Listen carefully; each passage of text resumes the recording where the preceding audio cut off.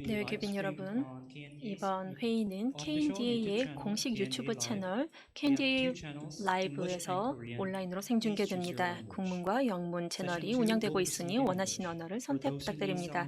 이 세션은 영어로 진행이 됩니다. 동시 통역이 필요하신 분들은 리셉션 데스크에서 리시버를 받아주십시오.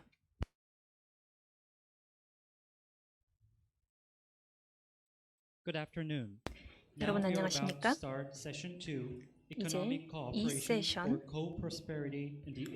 아시아 태평양 공동 번영을 위한 능동적 경제 안보 협력 세션을 시작하도록 하겠습니다. 이번 세션은 법무법인 광장의 박태호 국제통상연구원장님이 좌장을 맡으시겠습니다. 감사합니다. 여러분 안녕하십니까? 오신 여러분들 모두 감사드립니다. 연사들 그리고 참여자들, 청중 여러분 모두 2022년 아이판스 국제문제회의의 세션 2에 오신 것을 환영합니다. 저는 박태호입니다. 법무법인 광장 국제통상연구원장입니다.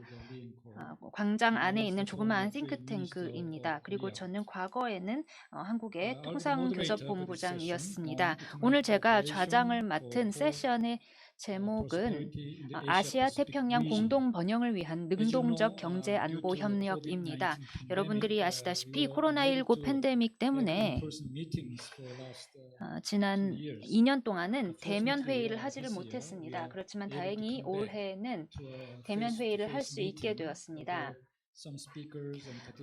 다만 일부 연사들과 참석자들께서는 온라인으로 참여를 하고 계십니다. 시작을 하기 전에 죄송하지만 말씀을 드릴 일이 있는데요.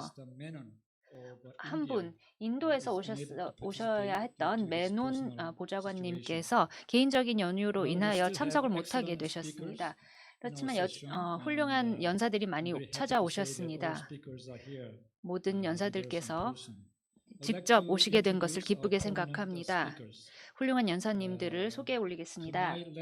제 왼쪽에 앉아 계신 분을 소개하겠습니다. 한국의 유명희 전 산업통상자원부 통상교섭본부장이 오셨습니다. 그리고 그 옆으로는 연세대학교 손열 교수님이십니다. 손열 교수님은 동아시아 연구원 원장으로도 재임하고 계십니다. 그 다음으로는 옆에는 캐서린 레이퍼 주한 호주 대사님께서 자리하고 계십니다. 그리고 마지막으로 그 옆에 계신 분은 이효영 국립외교원 경제통상개발연구부에 계시는 이효영 교수님이십니다.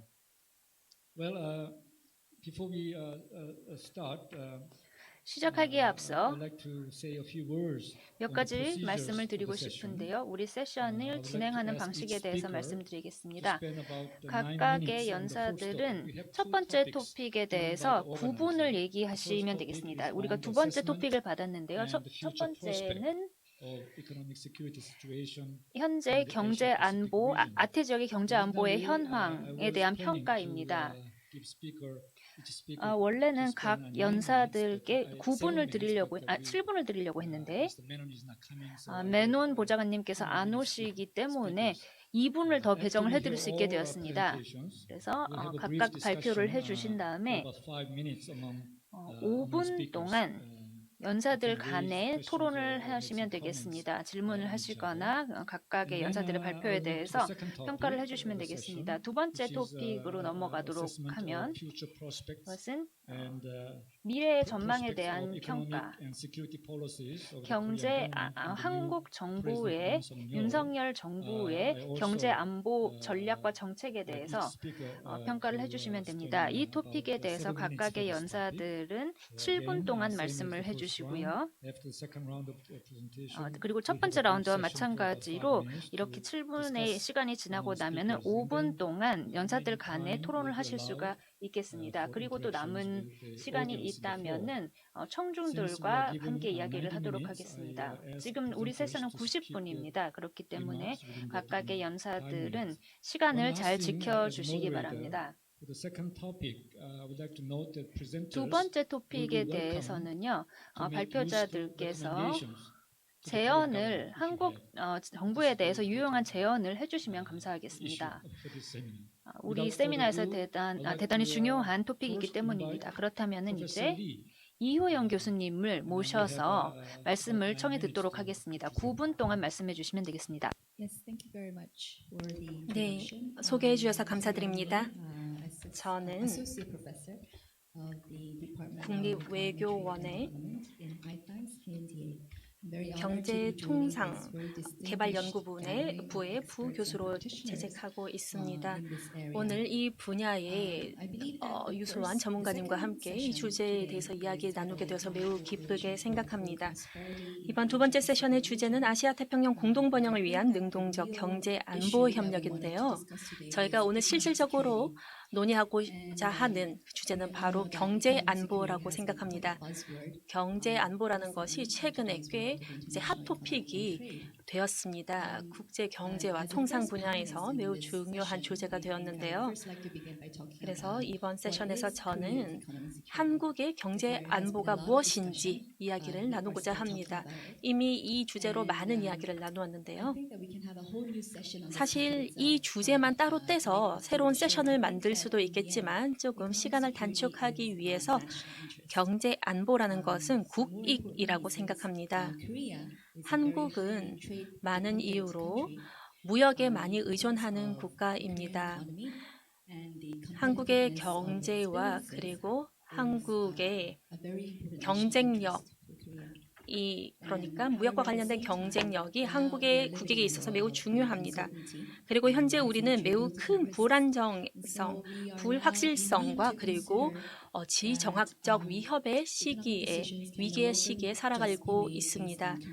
그렇기 때문에 경제적인 결정이 이제 통상적인 상업적인 이익만 고려해서 결정을 내려서는 안 됩니다. 조금 더 포괄적으로 국가적인 안보와 그리고 위기를 경제적인 결정을 내릴 때 고려해야만 합니다.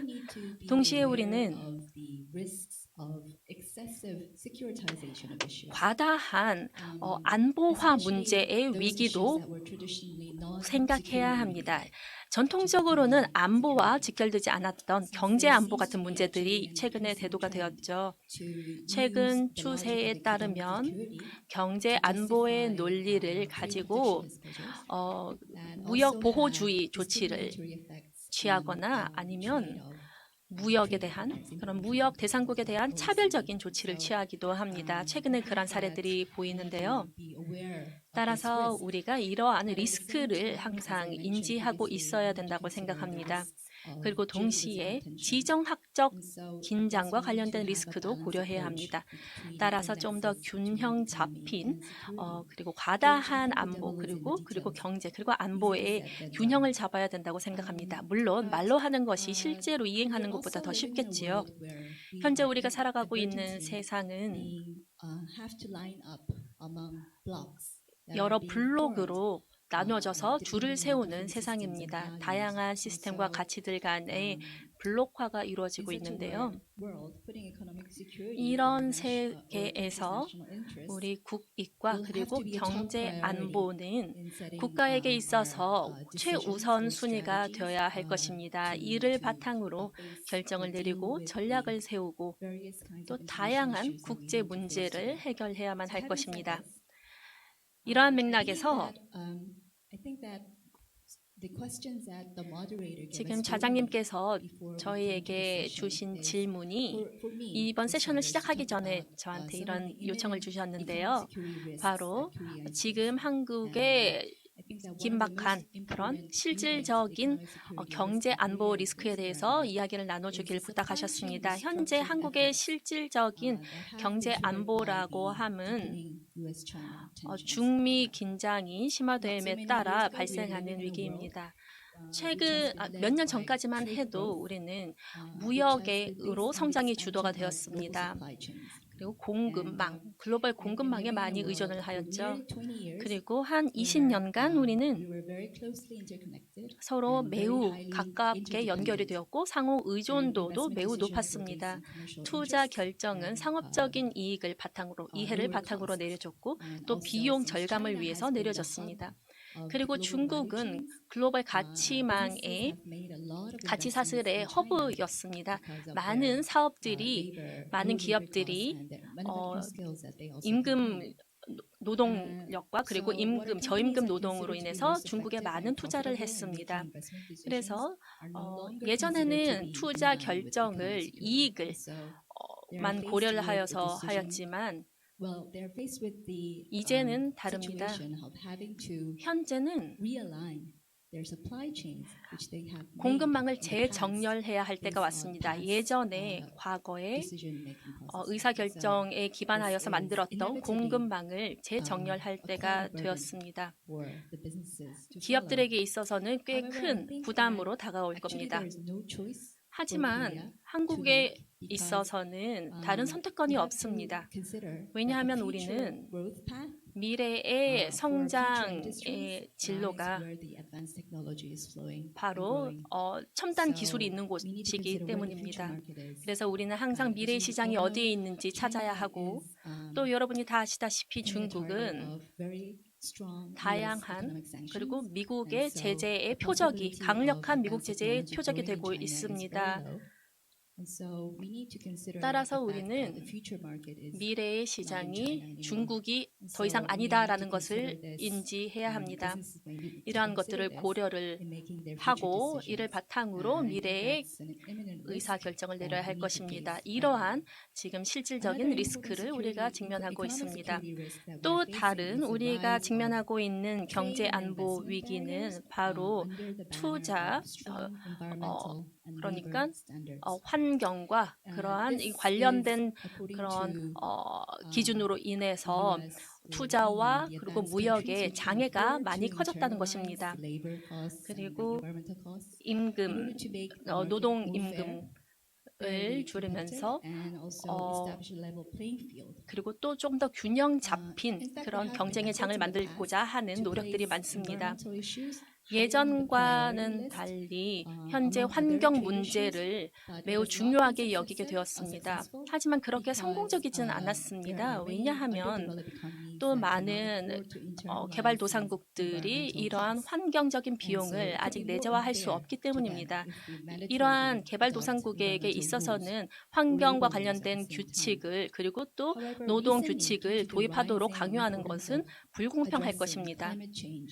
하지만 기후변화 문제를 해결하는 것도 매우 중요합니다. 현재로서는 우리가 거부할 수 없는 그런 추세가 되었습니다. 따라서 이제 탄소 국경세 체제라던가 EU에서 도입한 체제죠. 그리고 또 공급망에서의 실사를 환경 기준에 따라서 환경 실사를 법제화하는 그런 노력도 있습니다. 미국의 바이든 정부는 환경과 노동 문제를 이 무역 어젠다에서 매우 큰 우선순위로 삼고 있습니다. 따라서 환경 기준과 그리고 또 노동 기준에 따라서 투자 장애물이 더욱더 높아지고 있습니다. 이에 따라서 한국의 기업들도 미국 시장에 진출을 하는데 많은 어려움을 겪고 있습니다. 많은 비용을 들이게 되었고요. 그리고 많은 기업들이 ESG를 현재 기업 관행에 도입을 하고자 하지만 많은 비용을 초래하고 있습니다. 투명성과 추적 가능성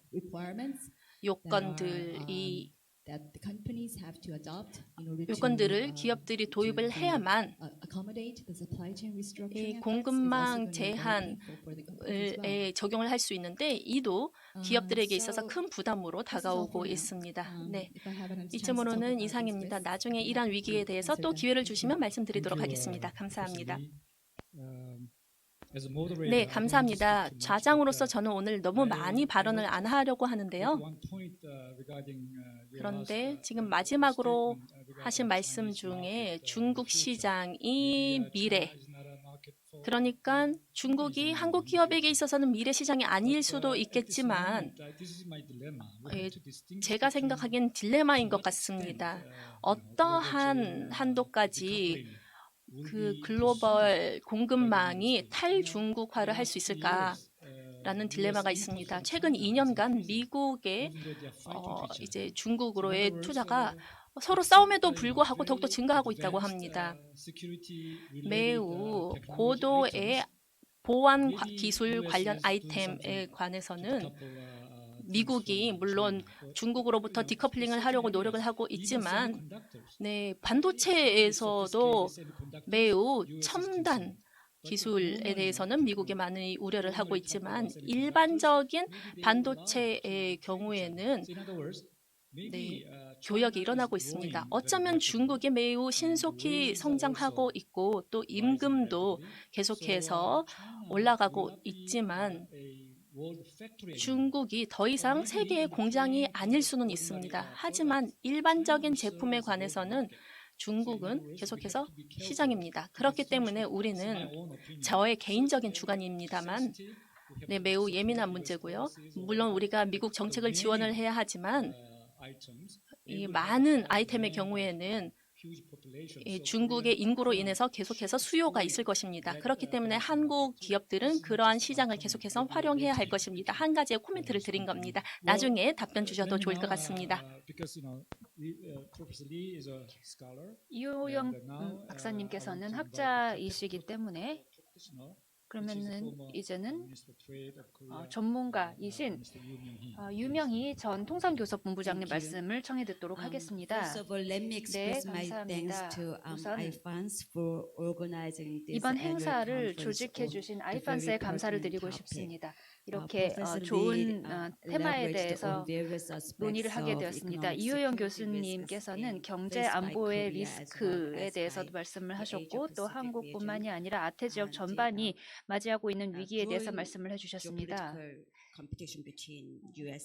미국과 중국 간의 지정학적인 경쟁이 심화되고 또 코로나19로 인해서 심화된 취약성, 러시아의 우크라이나 침공 같은 이런 일들이 경제 안보의 우려를 더욱더 심화한 것이 사실입니다. 따라서 각국은 이제 자국을 보호하기 위해서 외부의 충격으로부터 자국을 보호하고 또 지정학적인 압력으로부터 보호하기 위해서 움직이고 있습니다. 지금은 여러 가지 방법을 통해서 그러니까 공급망의 회복력을 강화하고 또 대대적인 산업 정책을 쓰면서 또 유사한 입장 국가와 양자 그리고 복수국 간의 여러 가지 협정을 하고 있습니다. 그렇게 함으로써 자신의 전략적인 기술을 보호하고자 하는 것입니다. 이러한 모든 것들은 어떠한 면에서는 특히 이러한 어려운 불안한 상황에서 추구할 만한 가치가 있는 목표일 것입니다. 그렇지만 동시에 이것을 제대로 관리하지 못하면은 아태 지역에서 한국을 포함해서 큰 리스크를 제공하게 될 것입니다. 한국은 글로벌화 그리고 개방적이고 다자적이며 규칙 기반의 이런 교역 시스템으로부터 이익을 받아왔습니다. 우선 첫 번째로는 공급망의 보호무역주의, 그리고 두 번째는 분산된 교역 체계입니다. 첫 번째는 공급망 그리고 보호무역주의의 위기입니다. 지금 말씀드린 것처럼 코로나19로 인해서 공급망의 차질이 빚어졌고 또 미국과 중국 간의 지정학적인 경쟁이 일어났고 또 러시아는 우크라이나를 침략하였습니다. 이 모든 것들은 전 세계의 정책 결정자들로 하여금 공급망을 새로 평가하도록 하였습니다. 그리고 전 세계의 가치 사슬을 다시 평가를 하게 되었습니다. 모든 국가들은 자신들의 공급망 정책을 재평가하고 이러한 도전에 대응하기로 하였습니다. 그 방법은 재고를 비축하던 하든지 혹은 국내에서 생산을 하든지 혹은 생산을 다변화하는 그런 세 가지 방법 중에 하나를 사용을 하였습니다. 이렇게 불안하고 불확실한 상황에서 교역에 대한 의존성 그리고 공급망의 상호 의존성이라는 것이 무기화가 될 수 있고 지정학적인 도구화가 될 수가 있습니다. 이것은 대단히 중요한 주제이고 가장 중요한 주제일 수도 있습니다. 그렇지만 동시에 이러한 공급망의 회복력을 강화하고자 하는 이런 조치들이 혼탁한 보호무역주의로 금방 바뀔 수가 있습니다. 그리고 각 국가 내에서만 생산하고 소비하려고 할 수가 있습니다. 그러니까 다양한 파트너십을 체결을 하면서도 각 지역에서 파트너십을 체결을 하고 또 뜻을 같이 하는 국가들과 공급망을 함께 하고자 약속을 하는데 어떠한 면에서는 프렌드 쇼어링, 우방국으로부터 물건을 받는다든지 혹은 동맹국으로부터 받는 엘라이 쇼어링 같은 것을 하면서도 서로 경쟁을 하고 있습니다. 모두들 전략적인 산업의 공장을 자기네 영토에다가 넣고 싶어 하는 것입니다. 자기네 영토로 받아들이고 싶어 하고 또 동일한 인재를 끌어들이고 싶어 합니다. 이러한 긴장을 제대로 관리하지 못하면 신뢰를 바탕으로 관리하지 못하면 금방 보호무역주의로 돌아설 수가 있습니다. 자신들의 영토 내에서 꼭 필요한 것을 생산을 하려고 합니다. 공급망의 회복력을 강화하는 것이 경제의 개방성을 꼭 반대라고 하는 것은 아닙니다. 이것을 개방성을 지키면서도 회복력을 강화할 수가 있습니다. 두 번째로 산업 정책이 다시 부활할 수가 있습니다. 이제 산업 정책, 즉 보조금들이 다시 부활을 하고 있습니다. 주요 국가들이 보조금을 다시 주고 있습니다. 중국은 오랫동안 지금도 그런데 산업 정책을 많이 적극적으로 사용한 것으로 유명합니다. 중국 제조 2025라는 것을 보고도 알 수가 있는데요. 지금은 서방 국가에서도 최근에 마찬가지로 산업 정책이라는 것을 다시 사용하기 시작했습니다. 최근 몇 달 동안 미국은 2개의 시그니처 법안을 통과를 시켰습니다. 칩스 반도체 과학법 그리고 인플레이션 감축법 이 두 가지를 통과를 시킴으로써 수십억 달러를 미국으로 유도를 하기 위한 법들입니다.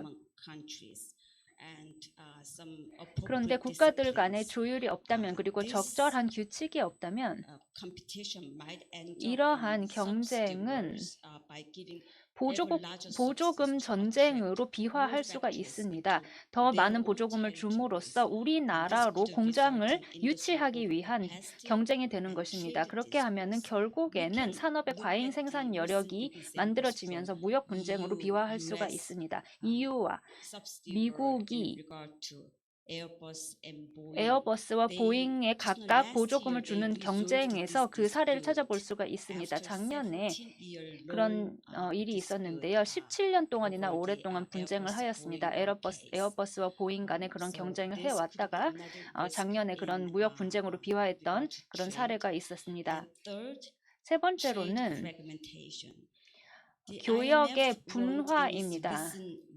IMF는 최근의 경제 전망을 지난 금요일에 바로 발간을 하였는데 교역의 분화 징후가 증가를 하고 있다라고 하였습니다. 최근 몇 년 동안요. 그리고 아태 지역에서는 더 이룰 것이 많다. 다른 지역보다도 가장 많은 것을 이룰 수 있다. 전 세계의 무역 체제가 분화되게 되면은 아시아 태평양이 가장 많이 잃게 된다라고 했습니다. IMF가 얘기하는 바는 각국의 안보 이익 때문에 전 세계 교역이라는 공동의 이익이 없어질 수 있다고 했습니다. 이것은 굉장히 비용이 큰 상황입니다. 특히 아시아가 그렇습니다. 글로벌 공급망의 주요한 플레이어이기 때문입니다. 공급망 차질과 관련해서 두 가지의 유형이 있습니다.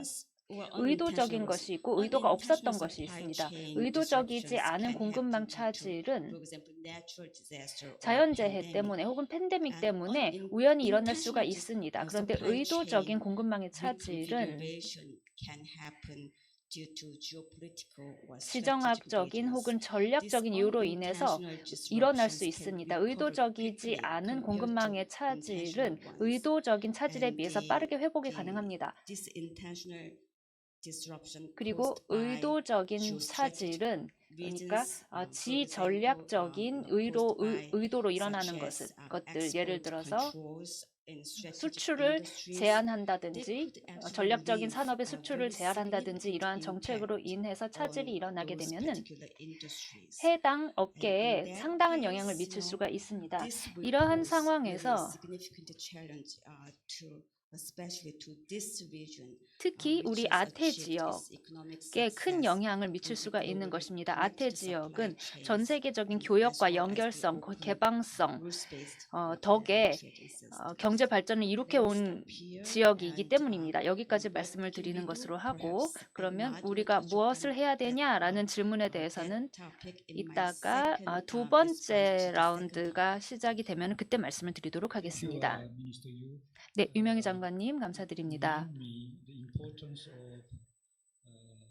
말씀해 주신 내용이 트럼프 대통령의 정책의 중요성을 말씀해 주시는 것 같습니다.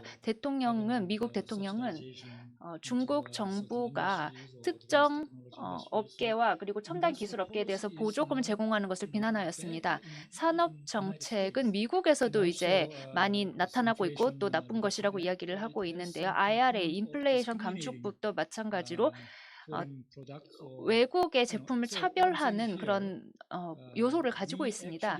제가 말씀드리고 싶은 것은 우리는 미국의 정책을 지지합니다. 왜냐하면 그 정책은 불공평한 교역 정책을 비난하는 것이기 때문입니다. 그런데 지금은 미국이 그러한 산업 정책과 차별적인 정책을 비난했던 미국이 그러한 정책을 사용을 하고 있는 것입니다. 그래서 우리 동맹, 그러니까 호주 같은 동맹이 미국의 정책을 지지하는 것에 논리가 약화될 수가 있습니다. FDA 혹은 WTO의 원칙에 위배되기 때문입니다. 그것에 대해서 우리는 우려를 하고 있을 것 같은데요.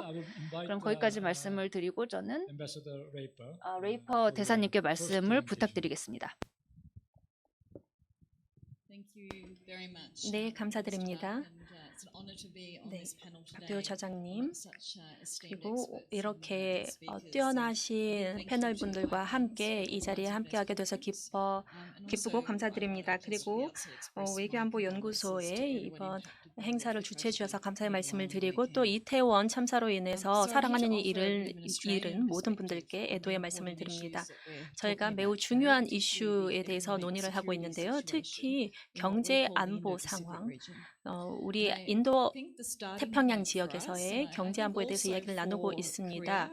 한국에게 있어서 그리고 또 같은 마음을 나누는 국가에게 있어서 우리가 살고 또 일하고 싶은 그런 지역에서는 그리고 주권을 존중하고 그리고 함께 번영을 하는 그런 세계에 살고 싶을 것입니다.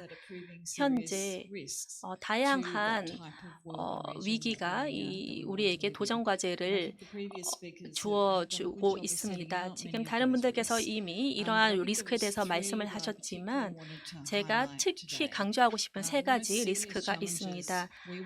제가 생각하기에 가장 심각한 위기는 바로 심각한 공급망 차질입니다. 이런 이야기를 나누고 있었는데요. 팬데믹 중에도 그리고 팬데믹을 이제 마무리하는 시점에서도 그리고 또 이에 따른 정부의 행동이 있습니다. 특히 최근에 중국에 대한 중국의 수출 조치라던가 그러면 아니면 또 또 이제 러시아의 우크라이나 침공으로 인한 식품 가격이 올라가면서 공급망이 차질을 빚고 있습니다. 두 번째도 이미 말씀을 하셨는데 매우 심각한 규범에 기반한 교역 시스템이 많이 어려움을 겪고 있습니다. 우리 모든 국가들의 경제적인 번영과 성장의 중심축이 되어 왔던 이러한 규범 기준에 기반의 질서가 무역 질서가 흔들리고 있습니다. 세 번째는 매우 큰 리스크인데요. 바로 기후 변화입니다. 우리는 탈탄소화해야만 하고 더욱더 지속 가능한 미래로 빠르게 전환을 해야 합니다. 이러한 부담감이 우리 모든 국가에게 그리고 또 투자 무역 관계에도 이러한 부담이 짊어지고 있습니다. 이러한 위기들, 도전 과제들은 해결하기 쉽지 않고 서로 연결되어 있는 복합적인 도전 과제입니다. 하지만 우리 국가들이 이러한 문제를 해결하기 위해서 함께 일해야 합니다. 혼자서는 어떤 국가도 혼자 해결할 수 없습니다. 호주와 한국 그리고 같은 마음을 가진 파트너국들이 함께 모여서 이 도전 과제들을 어떻게 해결할 수 있을지 그리고 우리가 살고 싶은 세계를 어떻게 하면 계속 유지할 수 있을지 고민해야 할 것입니다. 우리가 할 수 있는 방안들이 여러 가지가 있을 텐데요. 바로 국내적인 회복 탄력성을 갖추는 것입니다. 그리고 안정적이고 그리고 신뢰 가능한 공급망을 유지하고 또 기후 변화에 대한 행동을 함께 취한다면 가능할 것입니다. WTO의 규칙과 또 일관적이게 이러한 것들을 하면 될 것입니다. 많은 국가들이 다양한 가치를 공유하고 있습니다. 그 중에 하나로는 열린 사회와 그리고 개방 무역에 대한 신념일 것입니다. 우리의 경제와 사회에 있어서 이런 것들은 매우 중요합니다. 따라서 우리가 경제 안보에 대해서 이야기를 하면 이효영 교수님께서도 말씀을 하셨지만 우리는 균형을 이루어야만 합니다. 바로 개방성과 그리고 경제 그리고 사회의 개방성을 유지하면서 우리의 경제 안보를 동시에 강화해야 할 것입니다. 경제적인 맥락에서 우리 정부들 그리고 정책 입안가들은 우리가 이러한 문제를 해결하기 위한 정책을 계속해서 고민해야 할 것입니다. 우리가 관련된 조치를 취할 때 매우 신중한 접근을 취해야 할 것입니다. 투자를 검토하는 방식 그리고 또 대학교의 연구 제안을 검토할 때 그리고 또 우리의 인프라를 사이버 안보로부터 인프라의 사이버 안보를 보호하는 것까지 신중해야 합니다. 그리고 우리는 경각심을 가지고 이 경제 정책을 세워야 합니다. 우리 문제들이 더 큰 문제를 낳지 않도록 해야 할 것입니다. 그러니까 과잉 대응에 대해서 조심해야 할 것입니다. 그러니까 문제를 해결하다가 나중에 더 많은 비용을 초래하는 문제를 야기하지 않도록 해야 할 것입니다. 공급망은 요즘 매우 복합적이고 그리고 공급망 현황을 살펴보면 호주에서 우리가 적용하는 접근법은 바로 모든 취약한 제품이 중요하고 또 모든 취약한 제품이 중요한 것이 아니고 모든 중요한 제품이 취약한 것이 아니다라는 것입니다. 그래서 정부의 개입이 어떠한 차원에서는 중요하고 또 기업들이야말로 이러한 공급망 문제를 해결할 수 있는 적임자라고 생각합니다. 정부는 최대한 지원을 해줄 수가 있겠지만 아까 말씀하셨던 그런 균형이 필요합니다. 민간이야말로 이러한 무역 다변화 같은 문제를 해결할 수 있고 그리고 또 신뢰할 수 있고 또 믿을 수 있는 공급망 파트너들을 찾을 수 있고 또한 꼭 가장 저렴한 것을 사지 않더라도 이제 사업을 할 수 있다는 그런 신념이 필요할 것입니다. 그렇다면 대중의 회복 탄력성에 대해서 말씀을 드리자면 우리 국가들은 잠재적인 리스크에 대해서 경각심을 가지고 정부 간 그리고 또 민간 간에 이러한 문제를 해결하기 위해서 계속 대화를 해야 된다고 생각합니다. 그래서 호주에서는 최근에 공급망 회복 탄력성국이 세워져 있고 또 기술 허브도 갖추었습니다. 오늘 이 단체들은 민간의 참여를 촉진하여서 기업들과 그리고 또 정부 그리고 국가 안보 커뮤니티 간의 통로로서의 역할을 해주기를 촉구하고 있습니다. 그래서 정부와 기업들이 지정학적 리스크 그리고 지리학적 리스크를 고려하여서 의사결정을 하도록 하고 있습니다. 저희가 호주 기업들에게 항상 드리는 말씀은 현황이 그렇게 단기적인 문제가 아니다. 새로운 뉴노멀이라고 말할 수 있고 또 그렇기 때문에 우리가 앞을 내다보고 계획을 세워야 한다라고 호주 기업들에게 말을 하곤 합니다. 동시에 창의적인 기업가들은 항상 앞서 나갈 방법을 찾는다는 점을 기억해야 합니다. 그래서 기업들이 그러한 접근법을 갖도록 하고 또 리스크를 잘 이해하여서 올바른 해결책을 결정을 내리도록 해야 합니다. 그리고 그렇기 때문에 기업들이 분석적인 지원을 해주기도 하고 또 정부들이 양자적인 다자적인 체제 하에서 조기 경각 시스템 그러니까 공급망에 대한 조기 경보 시스템을 갖추는 것이 중요하다고 생각합니다. 그리고 이러한 것들이 어떻게 작동할지에 대해서 함께 고민할 필요가 있습니다. 네, 이러한 지속적인 노력이 필요합니다. 국가들과 파트너들이 회복 탄력성을 갖추고 또 무역을 다변해야 할 것입니다. 계속해서 어떤 국가가 공급망을 지배하도록 하는 것은 막아야 할 것입니다.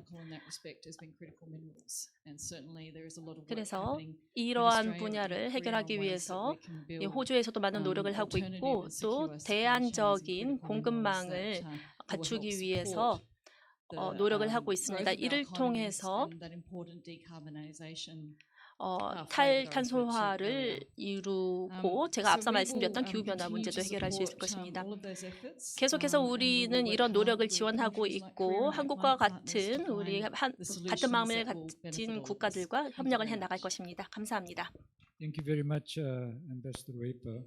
웨이퍼 대사님 감사합니다. 여러 가지 중요한 사안을 말씀 주셨습니다. 특히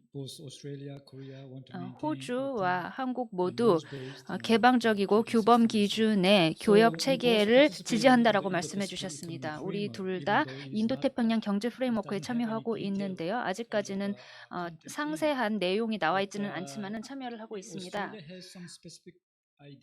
호주는 여기에 대해서 어떤 인도태평양 경제 프레임워크를 어떻게 촉진해야 되는지에 대한 어떤 입장을 갖고 있는지 질문을 하고 싶고 나중에 말씀해 주시기 바랍니다. 그러면 이제 손열 연세대학교 교수님 부탁드립니다. Thank you. Thank you, Chairman. 저장님 감사합니다. 오늘 이렇게 훌륭한 패널들과 함께 하게 되어서 영광으로 생각을 합니다. 홍 원장님, 저를 초대해 주셔서 감사드립니다. 저장님께서는 저에게 질문을 주셨습니다. 지정학적인 리스크에 대해서 좀 더 자세히 설명을 해달라고 얘기해 주셨는데요. 따라서 저의 발표는 우선 첫 번째로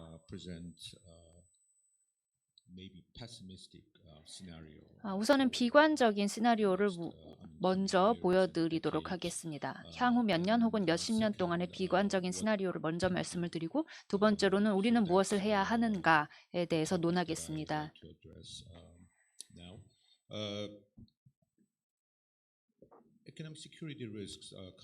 경제 안보의 리스크는 여러 곳에서 옵니다. 자연재해에서 올 수도 있고 팬데믹, 전쟁, 그리고 금융위기와 같은 경제적인 이유로도 올 수가 있습니다. 제가 말씀드릴 내용은 국가로부터 오는 리스크입니다.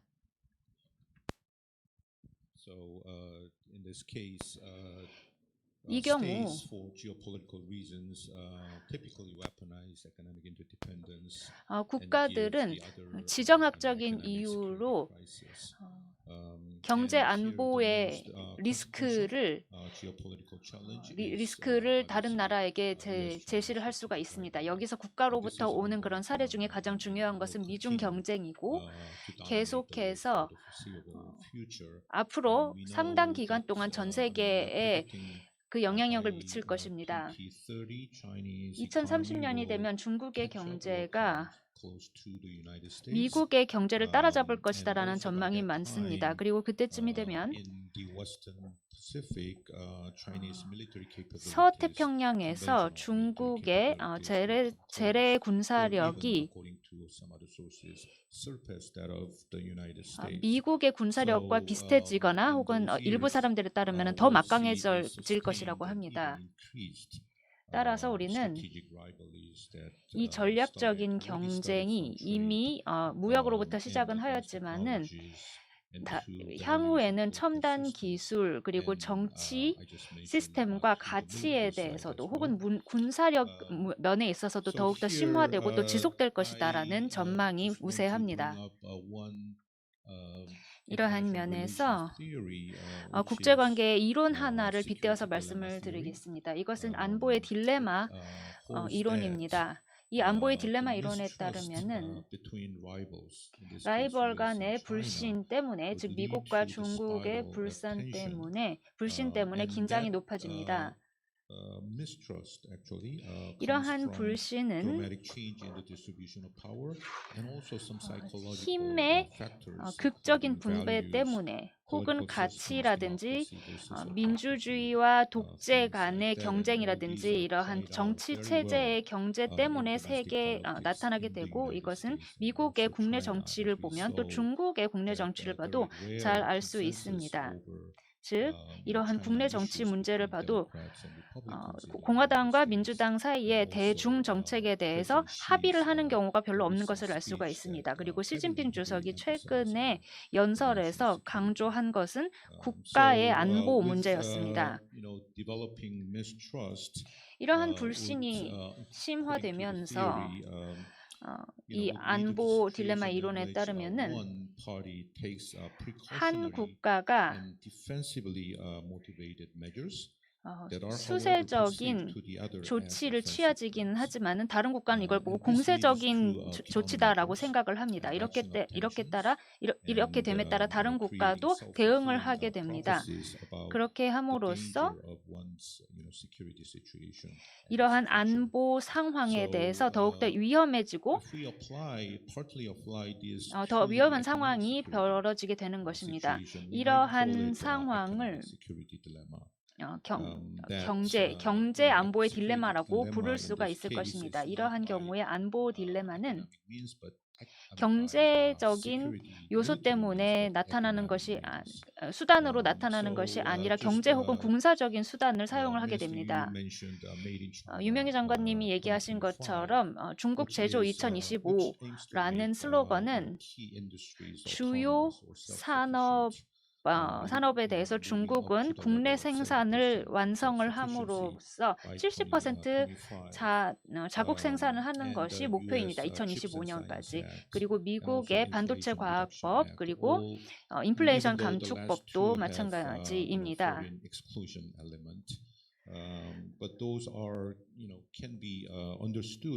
이러한 조치들은 지정학적인 조치로 이해를 할 수가 있습니다. 동아시아는 지정학적으로 이러한 전통을 가지고 있는데요. 후쿠오카 교회의 혹은 부국강변, 이러한 부국강병, 그러니까 강한 군사력을 키워야 한다라는 그런 전통을 가지고 있습니다. 그리고 경제와 안보의 연관성이 굉장히 크고 이것이 국가의 성장 또 경제의 성장으로 이루어진다라는 것이 일본, 한국, 그리고 타이완, 중국의 이론이었습니다. 이러한 관행들이 중국에서도 미국에서도 나타났었고 긴장이 더욱더 강화되면서 중국 제조 2025는 미국의 제조업에 대한 위협으로 인식이 되었습니다. 그래서 GTE나 화웨이 같은 기업들에 대해서 제재를 하게 되고 또 미국은 IRA 같은 법을 통과를 시키며 중국은 여기에 대한 대응 조치를 취하게 됩니다. 이렇게 해서 긴장은 더욱더 심해집니다. 군사력을 사용하는 것은 아니지만은 비슷한 역학 관계, 경쟁 관계가 더 심화될 것이라는 것을 우리는 예측할 수가 있고 이에 따라서 지역의 안보는 불안해지고 또 파괴적으로 변하기도 합니다. 이거에 대한 솔루션을 어떻게 안보 딜레마에 대한 솔루션을 어떻게 찾을 수가 있을까요? 일반적인 안보 딜레마에는 두 가지가 있습니다. 우선 첫 번째로는 제3의 중재자가 있을 경우입니다. 대부분의 경우 이 중재자는 미국입니다. 중재자의 역할을 자임하면서 두 개의 국가가 최악의 상황으로 치닫지 않도록 해주는 것입니다. 일본과 중국 같은 경우에 그런 경쟁을 했을 때 미국이 중재자의 역할을 했었습니다. 두 번째 솔루션은 직접 협상을 통해서 합의를 하는 것입니다. 어떠한 법치 기반의 규칙 기반의 협의를 하게끔 하는 것입니다. 이 두 국가가 계속 경쟁을 하지 않을 수 있도록 합의를 이끌어내는 것입니다. 역사적으로 이것이 가능했던 사례들은요. 양국이 너무나 불안정한 경쟁을 계속해서 한쪽이 파괴적으로 지는 경우입니다. 이 두 국가가 망할 뿐만 아니라 이 두 국가하고 경제 관계를 맺었던 통상 관계를 맺었던 다른 국가에도 타격이 생기는 것입니다. 지금 장관님이 말씀하셨던 것처럼 미국과 중국 간의 디커플링이 불가능하기도 하고 또 블록을 만드는 것도 불가능한데 한번 시도를 해볼 수 있는 것입니다. 시도를 함으로써 제대로 되지 않는다라는 것을 발견을 하고 그 다음에는 되돌아와서 협상을 하는 것입니다. 이것은 국가 안보의 문제에서 일어날 수 있는 상황입니다. 우리는 역사를 되풀이해서는 안 됩니다. 우리는 힘을 합쳐서 해결책을 찾고 이러한 나쁜 역사의 전철을 밟지 않도록, 즉 두 개의 국가가 이러한 파괴적인 경로를 걸음으로써 두 국가뿐만이 아니라 다른 국가들에게 있어서도 이것은 끝이다. 파멸적인 파국을 맞지 않도록 하는 것이 있습니다. 그러니까 2차적인 국가들 간의 연합을 만들 수 있습니다. 호주, 일본, 한국 같은 중견국들이 모여서 힘을 합쳐서 현재의 자유경제 질서를 유지하고자 하는 것입니다. 교역도 마찬가지고요. 그렇게 함으로써 그러한 파괴적인 길로 가지 않도록 하는 것이 아마도 그런 방법일 것입니다. 여기에 대해서는 제가 두 번째 라운드에 더 설명을 드리겠습니다. 감사합니다. 지정학적인 측면에서 바라봐 주셨는데요. 그 점은 대단히 중요한 의견이었습니다. 경제 문제도 이러한 측면을 고려해야 한다고 말씀해 주셨습니다. 마지막 부분에 말씀하신 것은요. 중견 국가들의 연합이 해야 할 역할이 있다라고 하셨습니다. 이것은 세미나에서 우리가 자주 하는 이야기는 한데요. 실제로 어떻게 이거를 할 수 있느냐라는 것은 어려운 문제입니다. 왜냐하면 지금 두 개의 강대국이 싸우고 있기 때문이죠. 그래서 우리가 어떻게 더 긍정적인 방법으로 역할을 할 수 있는지에 대해서는 좀 더 논의가 필요하겠습니다. 그러면 우리 패널 분들께 여기에 대해서 서로에 대해서 의견을 주실 수 있으면은 한 몇 분 정도 잠깐 그 의견을 나누도록 하고 그다음 두 번째 라운드로 넘어가도록 하겠습니다. 이효연 교수님. 네, 우선 네, 좌장님의 질문에 답변부터 드리도록 하겠습니다. 네, 답변이 준비가 되어 있습니다.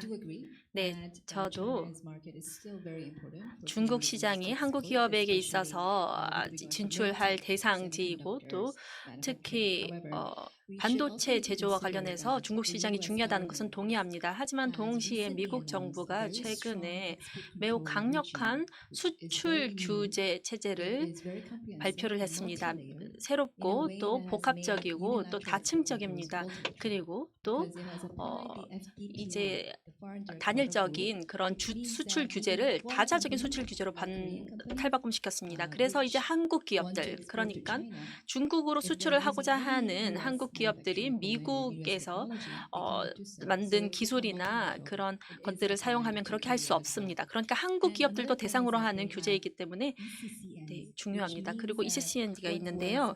그러니까 예전에는 엔티티를 기준으로 했던 수출 규제가 이제 더 이상 그렇지 않고 기술을 기반으로 하는 수출 규제로 바뀌고 있습니다. 그러니까 새로운 수출 규제들이 다른 기술 분야로도 확장될 수 있다는 것입니다. 그러니까 첨단 기술이 아닌 그런 로우테크와 그리고 반도체 분야로도 원한다면 확장될 가능성이 있습니다.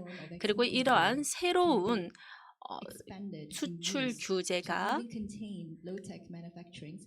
그러니까 로우테크 제조, 반도체 제조에까지 확장이 될 수도 있습니다. 그렇기 때문에 현재 한국의 기업들이 현재의 제조 기반을 중국에서 유지하는 데도 많은 어려움을 겪고 있습니다. 이에 대해서 답변을 드립니다. 감사합니다. 장관님, 저도 거기에 대해서 첨언을 하고 싶습니다. 그러한 일이 반도체에서 특히 첨단 반도체 업계에서 일어나고 있습니다. 그렇지만은 박 좌장님이 말씀하신 것처럼 전반적인 양자 무역, 미국과 중국 간의 양자 무역은 계속해서 성장을 해왔습니다. 작년에도 마찬가지로 성장을 했습니다. 이것은 특정 전략 산업에만 국한이 되었습니다. 즉 국익에 영향을 미치는 그리고 특히 미국이 우려를 하고 있는 부분에 그렇습니다.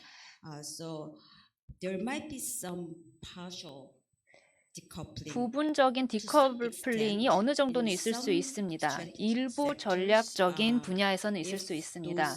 만약 이런 수출 제한의 조치들이 대대적으로 사용이 되게 된다면은 또 오랫동안 사용이 된다면은 가능할 수도 있습니다. 그렇지만 다른 대부분의 분야에서 미국과 중국은 계속해서 기업들이 계속 영업을 해갑니다. 미국은 지금도 중국의 최대의 수출 시장이고요.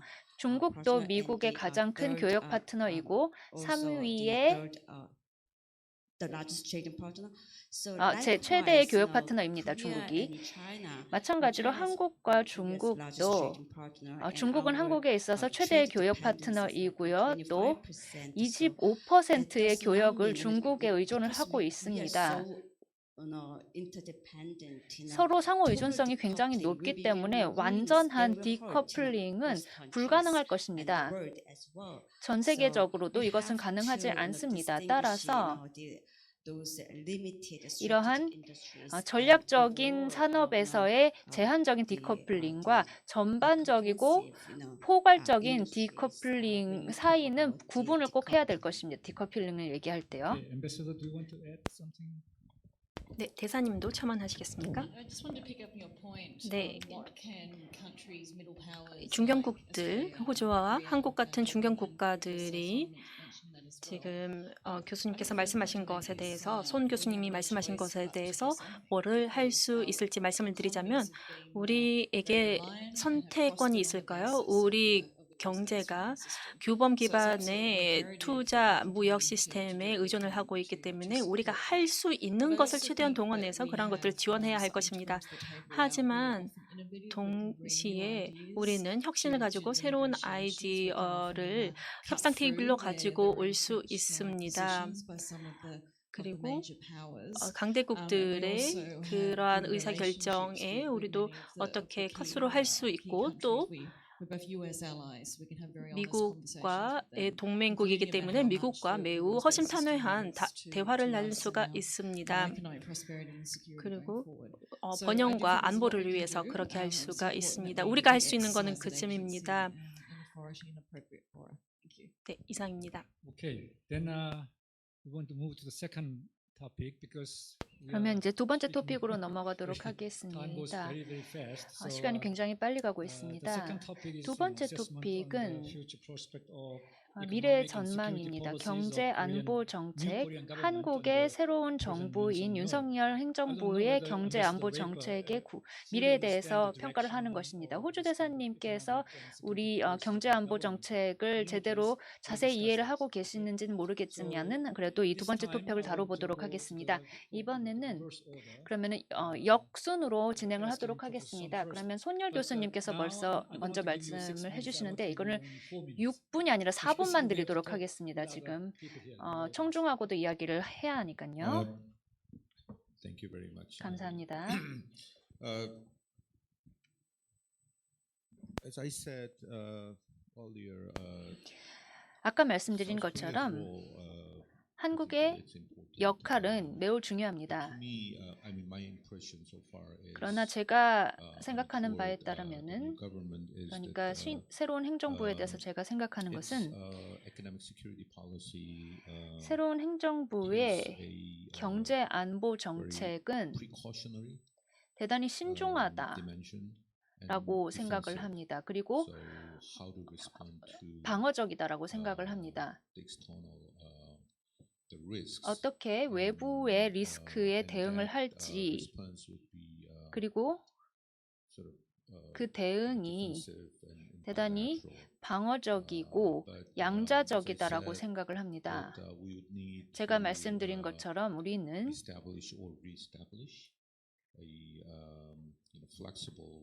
유연하고 안정적인 규범 기준의 국제 질서를 재수립할 필요가 있습니다. 어떤 질서가 있어야 우리의 정책을 바탕으로 우리는 경쟁을 할 수가 있을 것입니다. 이러한 규범을 어떻게 정립을 할 것이냐라는 것은 박 장관님께서 우리 차장님께서 방금 어떻게 할 것이냐라고 질문을 하셨는데 여기에 대해서는 명확한 답변을 못 드리지만은 한국은 우선은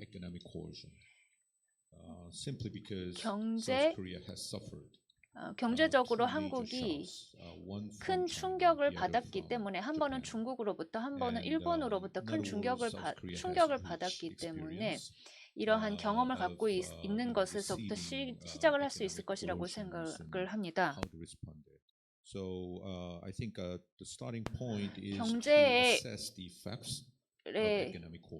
경제의 강압, 경제의 강압이라는 것을 생각을 해볼 수 있습니다. 2016년에 중국의 강압, 그리고 2019년 그리고 일본에서 했던 그런 강압적인 조치가 아직까지도 끝나지 않고 있습니다. 다른 상대 국가들의 외교 정책의 목표가 부합이 되었는지는 잘 모르겠습니다. 아마 그들이 그러한 목적을 제대로 이루었는지, 한국에 대해서 이루었는지는 잘 모르겠습니다. 그런데 이것의 부산물로 그 영향으로 한국이 중국과 일본의 그런 공공 외교에 대한 이미지가 상당히 안 좋아졌습니다. 이 두 가지 사례로 인해서 한국 그리고 그 양국에 대해서 상당히 나쁜 영향을 미쳤습니다. 이러한 평가와 더불어 이런 강압적인 경제 정책이 제대로 기능을 하지 않는다, 적절하지 않다라는 것을 말씀드립니다. 호주와 같은 다른 국가들, 우방국들 그리고 일본과 함께 함께 움직였으나 2010년 초기에 중국으로부터의 경제의 강압적인 조치를 겪게 되었습니다. 따라서 이런 국가들과 함께 연구를 하고 평가를 함으로써 이 문제를 해결할 수 있는 해결책을 찾을 수 있었습니다.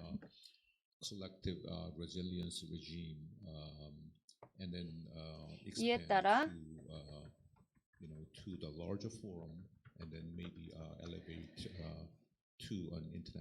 국제적인 규범을 만들 수 있는 그런 합의체를 만들 수가 있을 것입니다. 중견국의 네트워크를 만듦으로써 이런 경제적인 압박에 대응을 할 수가 있는 것입니다. 1분을 더 주셨는데요. 더 큰 문제는 글로벌화입니다. 현재 우리는 글로벌화의 재부상 혹은 탈글로벌화라는 것을 보고 있지만 그것은 국익에 맞지 않습니다. 재글로벌화라는 것은 과거의 글로벌화를 다시 한번 반복을 하는 것이 아닙니다. 재글로벌화에 들어가는 것은 더욱 포용적인 글로벌화가 있을 것이고 여기에는 임금의 불균형 그리고 사회적인 불균형 등의 불평등의 문제가 있습니다. 또한 회복력이 있는 글로벌화가 있어야 하는데 여기에는 경제 안보의 사안들이 들어갈 것입니다. 지역도 마찬가지입니다. 한국 정부가 인도 태평양으로 진출하게 된다면 포용적이고 회복력 있는 글로벌화가 인도 태평양 지역에서 생길 것이라고 생각을 합니다. 지금 재글로벌화라고 하신 거죠? 탈글로벌화가 아니고요. 레이퍼 대사님. 네, 한국 정부의 제언을 해주실 수 있다면요. 네, 제가 먼저 드리고 싶은 말씀은 한국 정부가 그 인태 경제 프레임워크에 함께 참여하게 되어서 매우 기쁘다고 생각합니다. 한국이 예전에 실수를 되풀이하지 않는다는 차원에서 중요합니다. 이 IPF에 참여하면 4개 회원국들이 협상 테이블에 함께 모이는 것이 매우 환영할 만한 움직임입니다. 이 IPF는 다양한 그 교역 협상으로부터 많은 비판도 받았습니다. 그래서 이러한 협상이 매우 어렵기도 했는데요. 하지만 IPF가 새롭고 또 다른 것을 제안한다는 점에 있어서 매우 좋습니다. 보시면 무역과 청정에너지, 공급망에 관한 다양한 요소들을 다루고 있는데 첫 번째 세션에서 다루셨던 우리 지역과 우리 영내에 미치는 영향이 큽니다. 이런 영내의 규칙과 그리고 기준을 세우고 또 경제적인 통합을 이루고 또 우리가 실제로 해결할 수 있는 혁신적인 방식으로 해결할 수 있는 공급망 문제의 해결법을 제시해 주리라 생각합니다. 그리고 동시에 기후 기금이라던가 아니면 청정 에너지 역량을 함께 구축할 수 있고 디지털 무역도 매우 이 IPF의 틀 안에서 할 수 있으리라 생각합니다. 또 IPF의 중요한 점은 상호 보완적이라는 것입니다. 서로의 노력을 서로 보완해 줍니다. 호주와 한국은 둘 다 아세프에 그리고 아펙에 그리고 WTO의 회원국입니다. 이러한 체제에 우리가 함께 한다는 것은 우리가 영내에서 하고 있는 것들을 함께 한다는 뜻입니다.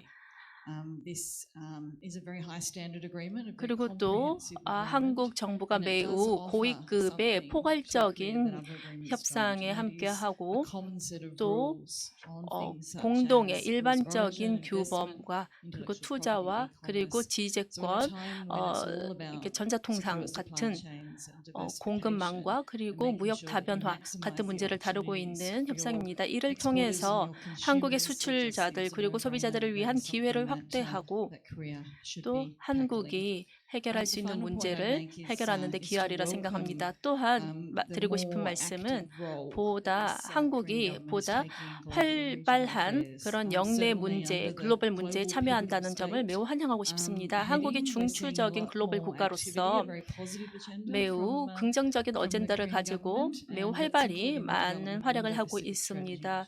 인도 태평양 전략을 개발하는 데 참여하는 것도 매우 크게 환영하는 바입니다. 한국이 매우 활발히 참여하고 있어서 기쁘게 생각합니다. 그리고 한국의 경제의 영향력도 매우 크게 체감하고 있습니다. 한국이 자신이 할 수 있는 역할을 지금 영내에서 글로벌적으로 잘 하고 있다고 생각합니다. 감사합니다. 네, 대사님, 한국의 CPTPP에 대한 참여에 대한 시각이 바로 터너 대사님, 뉴질랜드 대사님과 공유되고 있는 것 같은데요. 맞습니까? 네. 그러면 다음으로 유명희 장관님께 말씀을 부탁드리겠습니다. 우리 CPTPP에 대해서 말씀 부탁드립니다.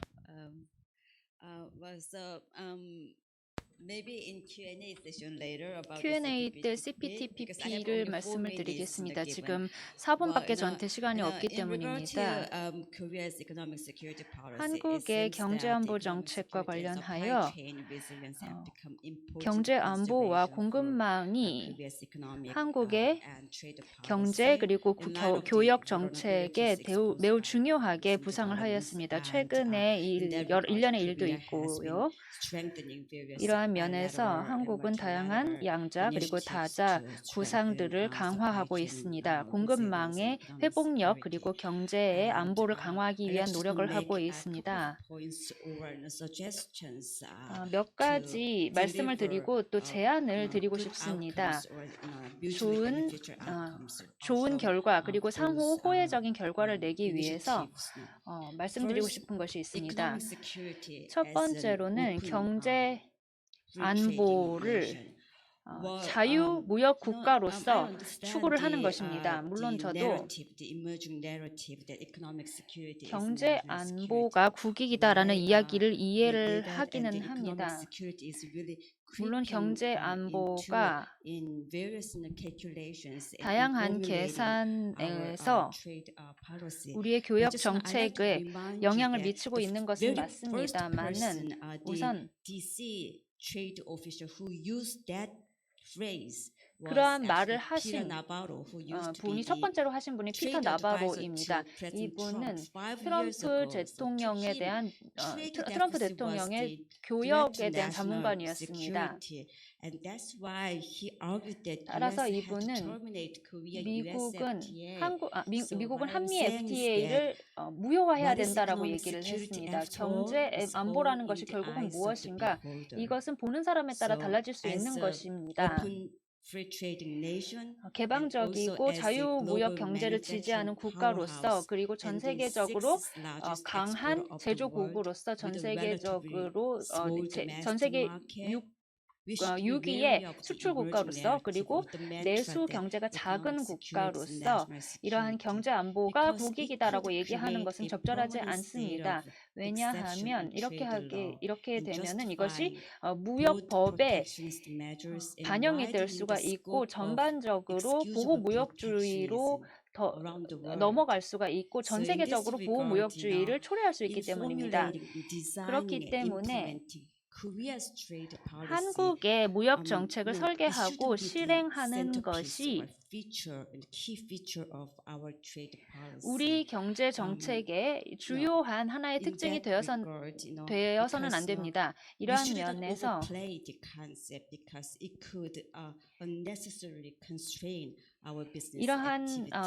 이러한 이론을 갖게 되면은 한국 기업들의 활동에 영향을 미칠 수가 있습니다. 두 번째로는 제가 첫 번째 토픽 때 말씀을 드린 것처럼 지금 공급망 긴장 때문에 여러 가지 일어나고 있습니다. 이러한 긴장을 제대로 관리를 해야 양자적으로 호혜적인 결과가 날 수가 있습니다. IPEF도 마찬가지입니다. 여기서 여기서 있는 그런 긴장을 제대로 해결을 해야 합니다.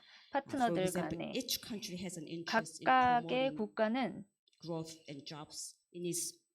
경제 성장과 일자리 창출에 관심을 가지고 있습니다. 그리고 기술 상품들을 온쇼어링, 다 자국에서 생산을 하는 것이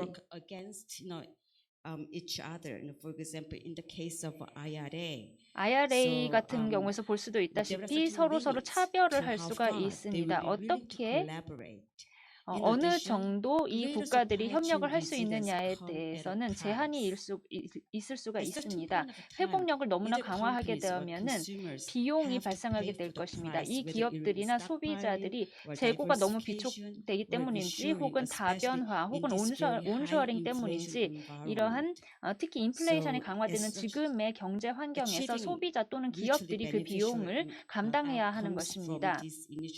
상호 이익이 되는 결과를 만들기 위해서는 이렇게 시간과 비용이 오래 걸리는 과정만을 추구해서는 안 됩니다. 그렇기 때문에 우리는 각국 간의 긴밀한 협력을 통해서 신뢰를 바탕으로 한 협력을 통해서 그리고 이 과정에서 어떠한 문제나 우려가 발생한다면은 이 문제를 함께 최대한 빠르게 해결할 수 있도록 신뢰를 바탕으로 파트너들 간에 해결할 수 있도록 하는 것이 중요합니다.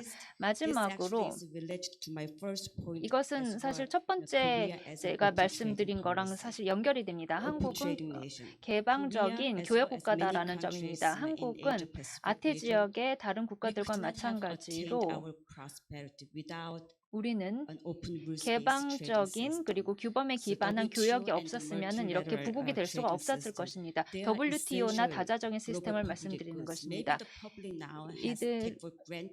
이제 대중들은 이것을 자연스럽게 당연하게 받아들이는 것 같지만은 이것이 없었더라면 국제 경제는 효율성도 없고 안정성도 지금보다 적을 것입니다. 따라서 지금은 우리는 글로벌 중추 국가로서 한국은 더 많은 책임을 져야 하고 또 지금의 교육 체계를 개선하고 업그레이드하는 데 기여를 해야 합니다. FDA 협상을 많이 해본 그런 경험 그리고 WTO에서의 분쟁 해결을 많이 해본 이런 경험을 바탕으로 한국은 WTO의 협상 기능을 활성화하는 노력을 해야 하고 또 분쟁 해결의 기능을 제대로 돌아갈 수 있도록 회복하는 데 기여를 해야 할 것입니다. 그렇게 함으로써 2020년대 이후에 현실에 적절한 WTO의 개혁을 일으켜야 합니다. 그래서 전 세계적으로 도움이 되는 WTO를 만들어야 합니다. 감사합니다. 마지막으로 말씀해 주신 것이 굉장히 중요합니다. 저도 거기에 동의를 하는 바입니다. 이효영 교수님.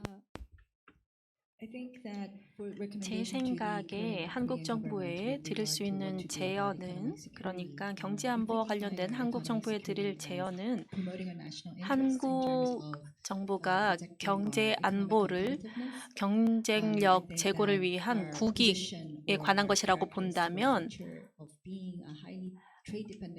무역에 의존적인 국가로서 우리의 경제 안보를 나누는 것이 중요할 것 같습니다. 제가 제 코멘트를 통해서 지금까지 이를 강조해 왔습니다.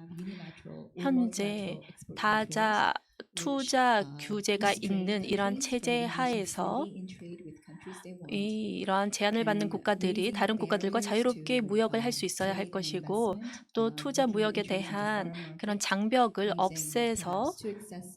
없애는 것이 중요할 것입니다. 너무 과도한 환경 기준이라던가 아니면 노동 기준으로 그런 장벽을 만드는 것이 한국과 같은 국가에게 있어서는 그렇게 바람직하지 않습니다.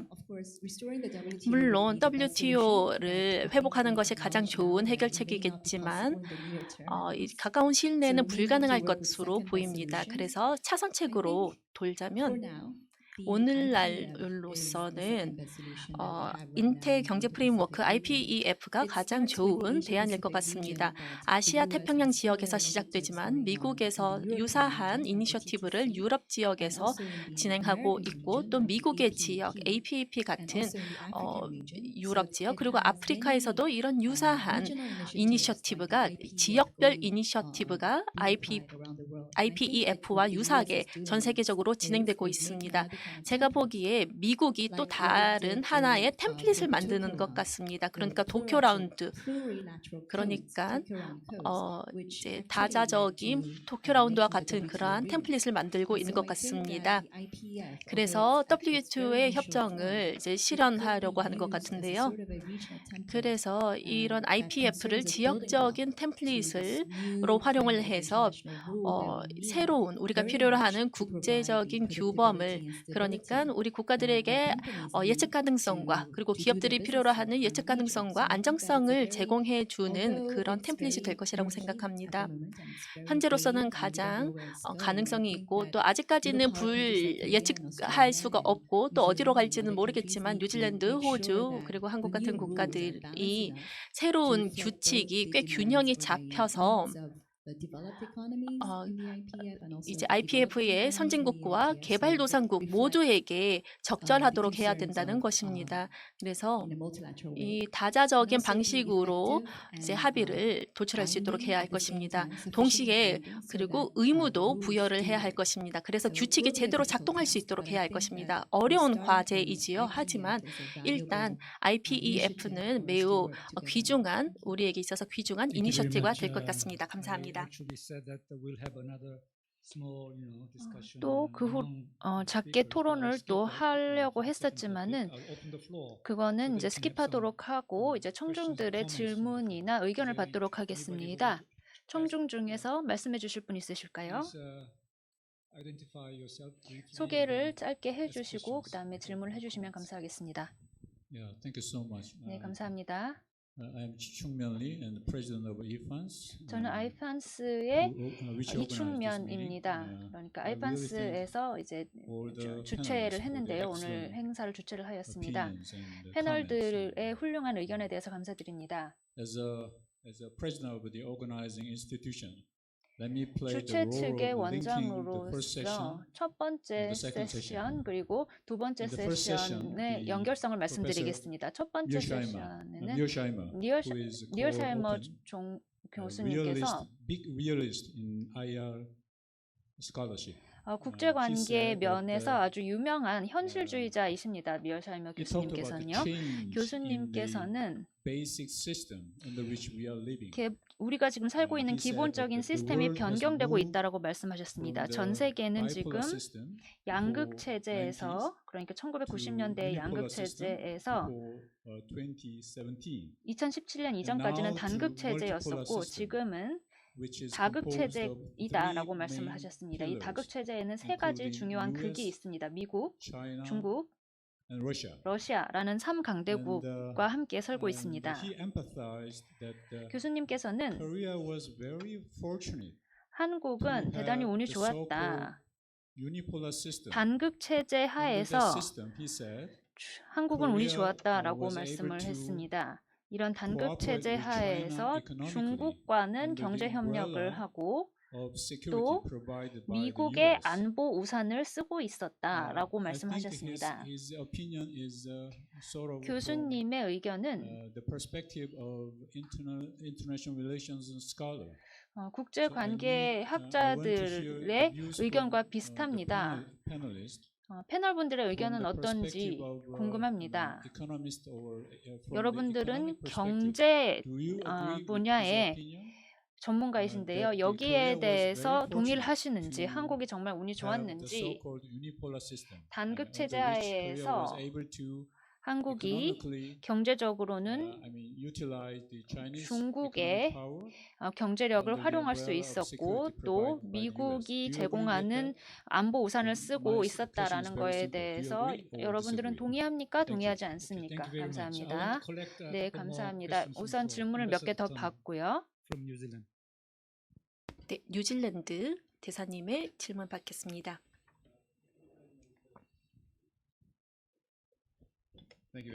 네, 좌장님 감사드립니다. 네, 그리고 이번 패널에 참여하신 분들 다 감사드립니다. 레이퍼 대사님의 코멘트, 그러니까 CPTPP가 한국이 여기에 주체성을 가지고 참여하고 있고 또 한국이 여기에 참여해야 된다는 그런 촉구에 저희도 동의를 하고 있습니다. 이전 정부가 조금 지연을 그렇게 약속함에도 불구하고 지연을 했다는 것에 조금 의아해하고는 있었습니다. 그래서 유 장관님의 경제 안보가 중요하다는 말씀에 동의를 하고 또 과잉 대응한다는 점 그리고 또 이제 무역 협정을 지배한다는 그런 위기 리스크에 대해서도 동의를 합니다. 그래서 제 질문은 이 IPF를 보면 매우 좋은 기회를 제공할 수 있는 방안일 것 같은데요. 새로운 접근법을 다양한 분야에서 제공할 것 같은데 뉴질랜드의 시점에서는 한국이 IPF와 CPTPP 둘 다 지지해야 된다고 생각합니다. CPTPP가 조금 이제 우선순위에서 멀어지는 것으로 보이고 IPEF가 우선순위로 대두되는 것 같은데 네, 이제 정치적으로 이제 CPTPP보다는 IPF가 더 쉽기 때문에 그럴 수도 있겠습니다. 하지만 뭐 하나가 더 중요한 게 아니고 둘 다 중요한데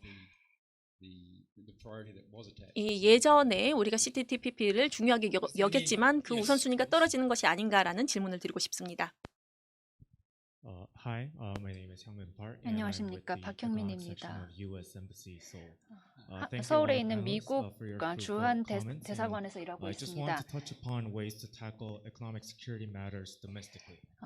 내부적으로, 국내적으로 경제 안보 문제를 어떻게 해결하는지에 대해서 질문을 드리고 싶습니다. 경제 안보 중에서 가장 중요한 문제는 한국 정부와 부처들 간의 협력이 없다라고 생각을 합니다. 외교부는 경제안보센터를 열었고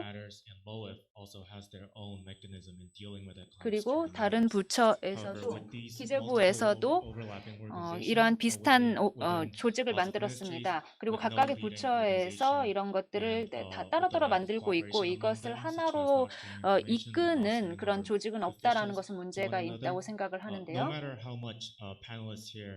여기서 패널분들께서 이렇게 저명한 학자들, 전문가들께서 이렇게 분석을 해주신다 하더라도 경제 안보 문제를 효과적으로 해결하기 위해서는 이런 문제가 없어야 된다고 생각을 합니다.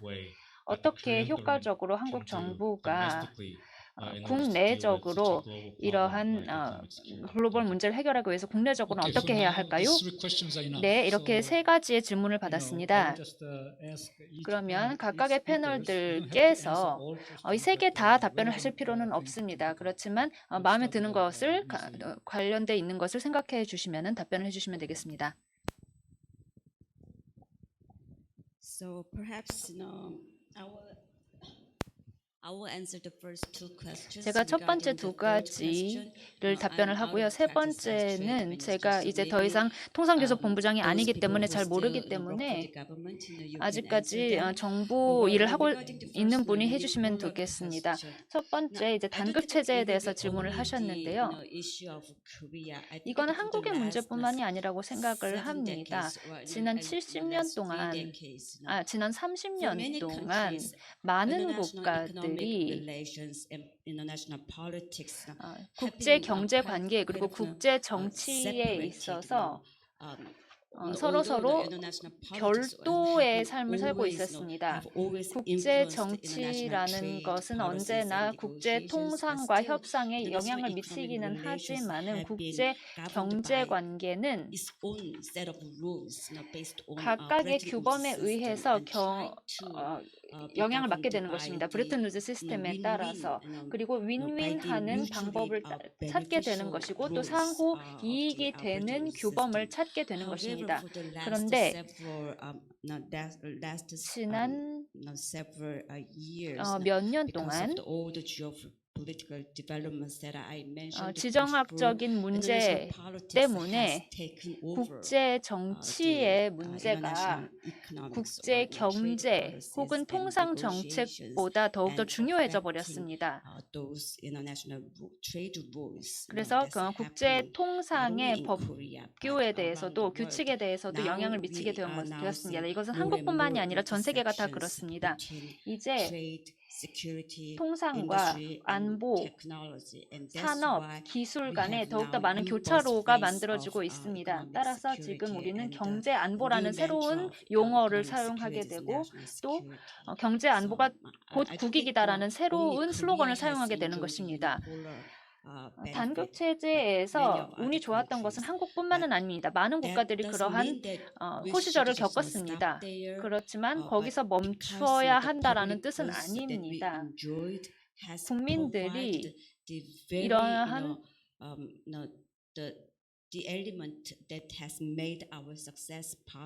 우리의 경제적인 성공, 그 번영을 가능하게 했던 것이 그것이다라고 생각을 하고 있는데요. 이것은 그렇다면 한국이 자국에 대해서 그리고 타국에 대해서 계속해서 우리의 번영을 미래에도 유지하기 위한 역할을 해야 된다는 것입니다. 두 번째 질문은 CPTPP와 IPEF에 대한 질문이었습니다. 저는 과거에 통상협상을 했던 사람으로서 말씀을 드리겠습니다. 협상에는 두 가지 트랙이 있습니다. 국내의 협상이든지 혹은 외국의 카운터파트와의 협상이든지 마찬가지입니다. 국내 협상과 협의 같은 경우는 요즘에 더욱더 중요해지고 있습니다. 미국도 마찬가지입니다. 미국은 국내적으로 그러니까 의회의 지지를 받지 못했기 때문에 TPP에 대해서 받지를 못했기 때문에 트럼프 행정부는 TPP를 포기를 해야 됐고 바이든 정부에서도 CPTPP에 가입을 못했던 것입니다. 한국도 마찬가지로 이것은 시간이 걸리는 일입니다. 국내적으로 충분한 지지를 얻어내고 또 협의를 해 나가는 것은 즉 농업 부문의 지지를 받는다라든지 혹은 그런 지지를 바탕으로 CPTPP에 가입을 하는 것은 시간이 걸리고 또 더욱더 중요한 사안이 되고 있습니다. 그래서 계속해서 노력을 하고 있다고 저는 알고 있습니다. 그리고 IPEF에 대해서 질문을 하셨는데요. 끝까지 말씀을 해주시죠. 여기까지만 말씀을 드려야 될 것 같습니다. 그리고 다른 패널들께서 답변을 해주시기 바랍니다. 첫 번째는 동의합니까? 동의하지 않습니까? 간단하게만 얘기해 주십시오. 나머지에 대해서는 자세하게 말씀해 주시고요. 네. Do you agree or don't agree? Yes. It's not a hearing. 이거 청문회는 아니잖아요. Yes, during the unipolar world, 단극 체제에서 multilateral rules are sustained by the United States. 미국이 가지고 있는 여러 가지 규칙 하에서 우리는 살고 있었습니다. 경제적으로 그리고 다자적인 규칙에서 살고 있었습니다.